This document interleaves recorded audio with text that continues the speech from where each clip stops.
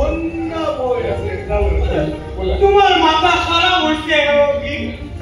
এই মাঝ ৰাতিখন তোমাক কোনে মত দিব কোনে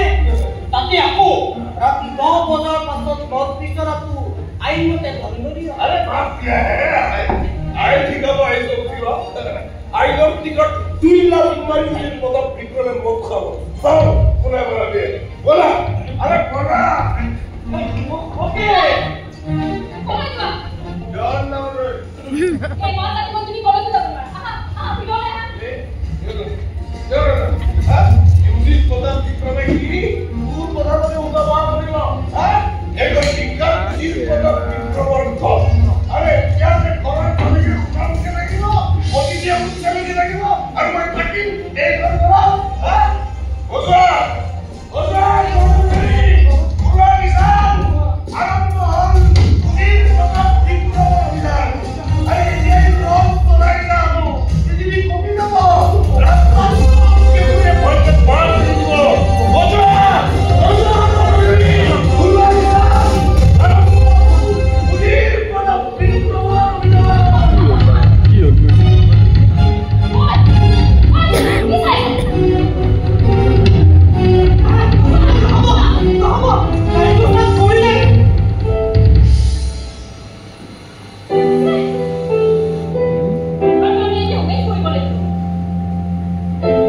নালাগে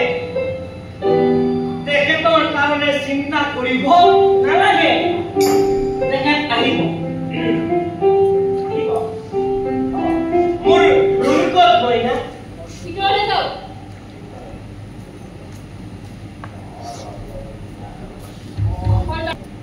নহলে মদ খাই আহি চাপৰ বাপৰ লগত আড্ডা মাৰি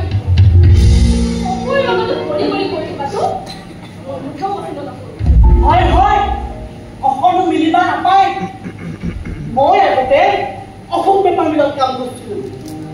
তাৰ চুইপাৰ এজনে এদিন কাম চাৰি গুচি গ'ল কিয় জানে কাৰণ মিলেৰ অফিচাৰে তোমাৰ চাৰেগো ভালে আছেনে বোলে আদৰ কৰি সুধিছিল সেইকাৰণে পাপাৰে স্বাৰ্থৰ পাপাৰে বিফলতাৰ সুযোগ লৈ সকলোৱে স্বাৰ্থ আদায় কৰে হয় হয় ভাল খাই থাকিলে মালিক বিৰাট ভাল মানুহ হিন্দুৰ বিৰাট ধুনীয়া ধুনীয়া কি যে আদৰ কৰিব পইচা হৈছে ছাৰক লৈ নষ্ট কৰিব নালাগে আপুনি পাহৰি গ'লি তই যে এইখন ঘৰৰ লগোৱা হয় জানি একে আৰু শুন এছপি বিষয়ে এইবোৰ কথা শুনিলি এইবোৰ যাতে বাহিৰত নদীবোৰ কি কথা এছপি চাহাবক যে জেলাটো বুলি কৈছিল সেই কথা